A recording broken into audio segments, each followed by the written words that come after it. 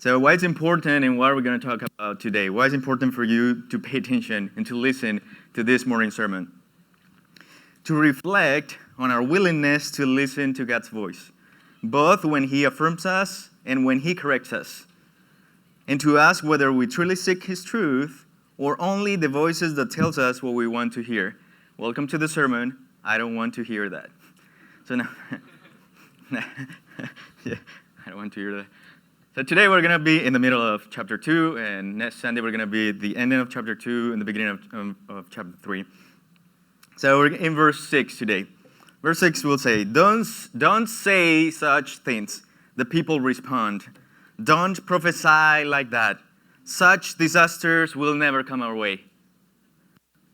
Don't say such things, Even in the midst of rebellion, even in the midst of sins, we read the history and the context of what's going on in Israel at that time.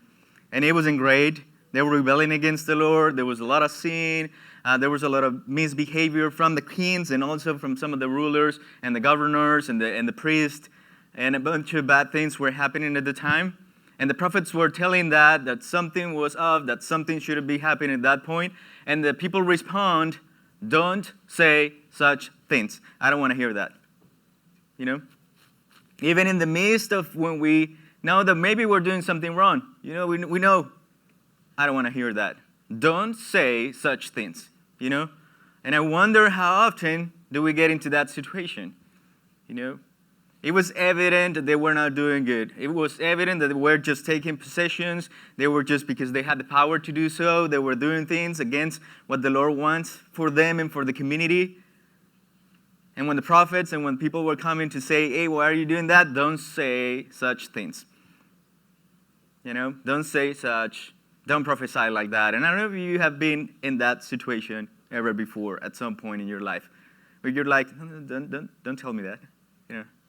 Don't say those things, When we're saying that disaster will come our way, my way, don't say such things, And a prophecy is a message from the Lord. That means that the Lord is speaking to the community. The Lord was speaking to the people of Israel and Judah. But they will rather change it to hear whatever they want to hear. That's what they were saying. Don't say such things. But this is the message that the Lord is sending you. What do you say? Don't say such things. Such disasters will never come our way. And I think sometimes we are consciously doing things that are against the Lord. We know that what we're doing is bad. And we're still expecting blessings from Him. We're still expecting that He claps us and congratulates us for the bad behavior that we're having. We're still expecting that everything goes well and that everything goes in the way we want. And when actually, sometimes consciously, we know what we're doing. They were thinking up evil plans.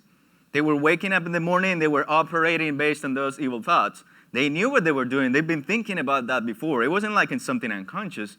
Oh, sorry, I made a mistake. I didn't know I was taking your possessions. No, they knew what they were doing. They knew it was wrong. And when the prophets will come and say, you're doing evil against the Lord, don't say such things. And I wonder, how often do we get into that situation, Such disasters will never come our way because we're not wrong, If the prophet is telling them something bad is going to happen, and they're saying, don't say that, what they're saying is, I know what I'm doing, and it's fine. Actually, blessings are going to come my way. Don't say those things, because we are not wrong. And that creates some kind of blindness when that happens. When you're stuck in the middle of a situation, bad behaviors, evilness, evil, sin, rebellion against the Lord, things that you're doing, that creates some kind of blindness where you cannot see what's going on in a bigger picture. And that's why sometimes you actually think that what you're doing, you've been doing for a long time, you've been thinking it for a long time, that you think that's actually a good thing to do. That's actually normal. Other people take possessions of other people. Why cannot do that? That's pretty normal. It's been something that we've been doing for a while. Blind in their own way to see the world, Not open to listen to the Lord, don't say such things. Because my way is the best way to see. And everybody else is wrong. I don't know if you have ever been into that position.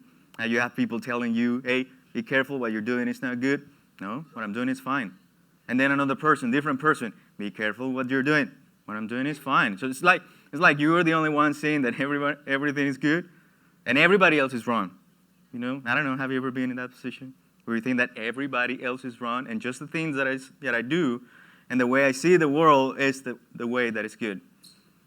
And then the problem in that situation for the people of Israel and for Judah is that they were silence in the Lord. They were telling the Lord, shut up, because our ways are good ways. What we're doing is right. The things that we're doing are correct. Why are you telling us that you're not, including the prophets and the Lord, they were silence, they were shutting up the voice of the Lord. And I wonder how long do we need to think up evil plans and things like that in order for us to want to silence the voice of the Lord? In order for us to be so comfortable in that mood or in that situation or in that behavior that we don't want to hear the voice of the Lord. I think that sometimes we don't go and seek for the Lord because we know what He's going to tell us and we don't want to hear that. So we would rather just keep doing what we're doing, And when people are actually approaching us, we're like, I don't want to talk to you. I'm okay. Because you know something is off. You consciously know something is off, but you don't want to talk to people. You don't want to talk to, because you want to stay there. You feel secure, you feel safe in that place that you don't want to move. And you know it's against the Lord. You know deep down if you go and check it out, it's bad what you're doing, but you don't want to hear the Lord. So that's why sometimes we just distance ourselves from the Lord when we're doing pretty good, when everything is just great, because they were getting more possessions. That sounds like a good deal.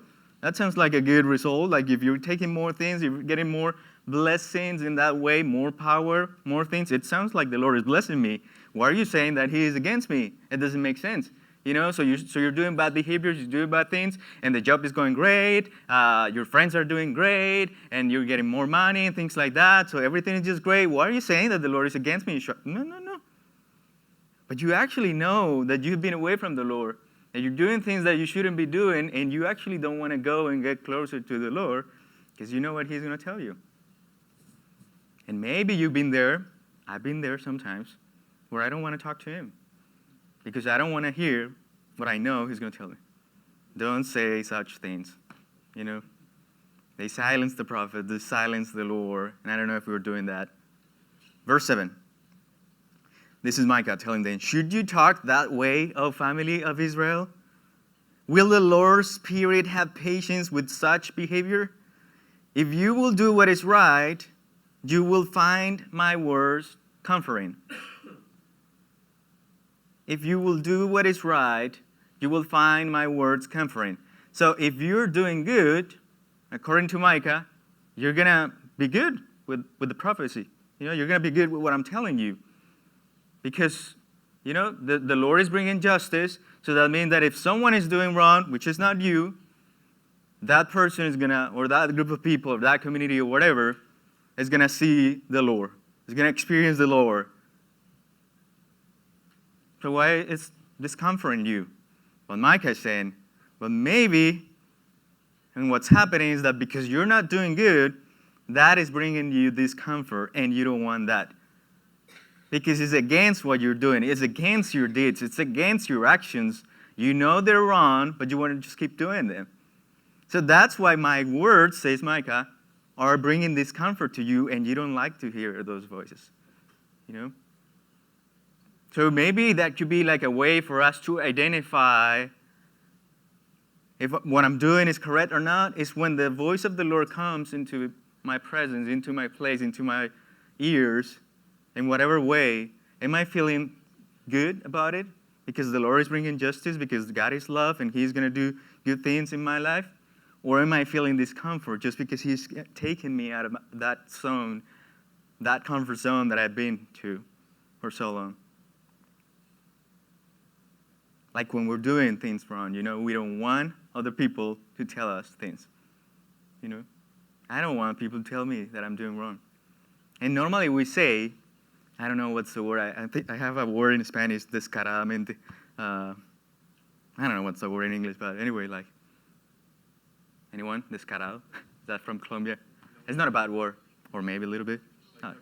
It's good for, no shame. Shameless. Shameless. In a shameless way. Is that correct? In a shameless way.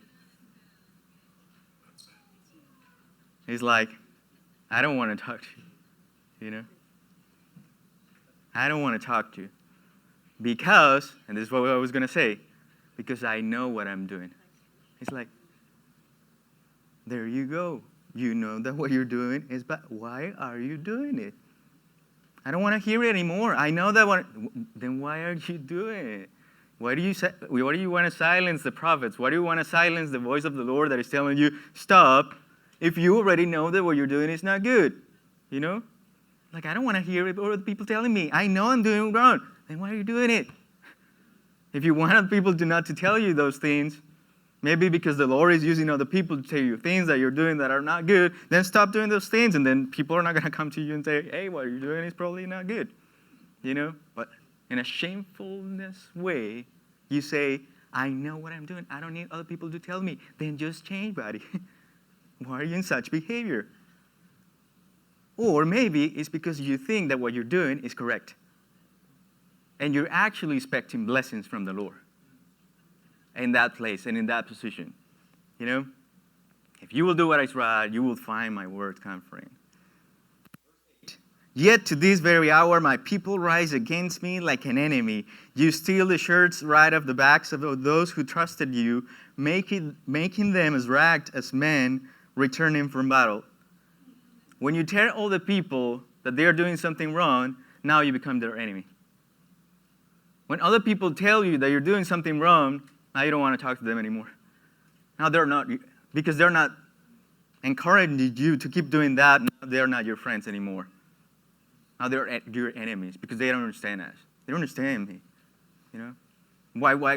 Who do you think you are? Well, maybe it's just a messenger from the Lord bringing you some message. The person might be no one like me, but it's just the Lord using me to say some things. The point is, and the question is, are those words coming from the Lord? Because if they're coming from the Lord, it doesn't matter from who the words are coming or in what way those words are coming. But when people come and tell you those things, now they're your enemies. Now you bring enemies into your life. They treat you like an enemy. When people come to you and disapprove your actions, now they are your enemies. And that's what's happening to Micah. My people rise against me like an enemy. And he says, like, my people. He's not talking about the people outside of their communities, like random people outside. No, my people, say Micah. Rise against me like an enemy. I'm just being used by the Lord, and now you're your enemy? I'm just telling you that what you're doing is wrong, and now I become your enemy? Verse 9. You have evicted women from their pleasant homes, and forever stripped their children of all that God will give them.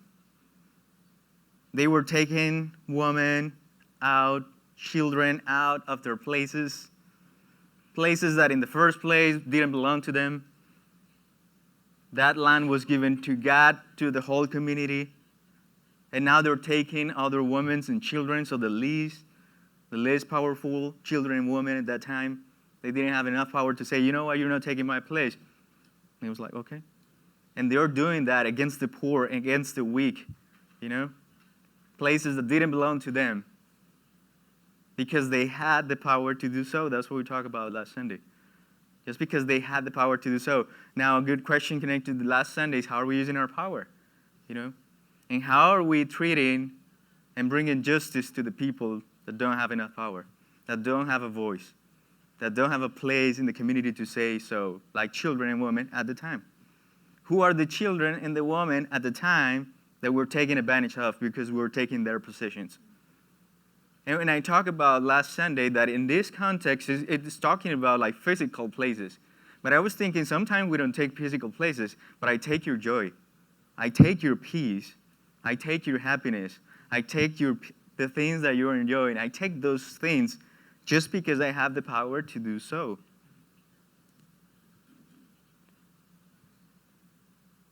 Things that don't belong to me.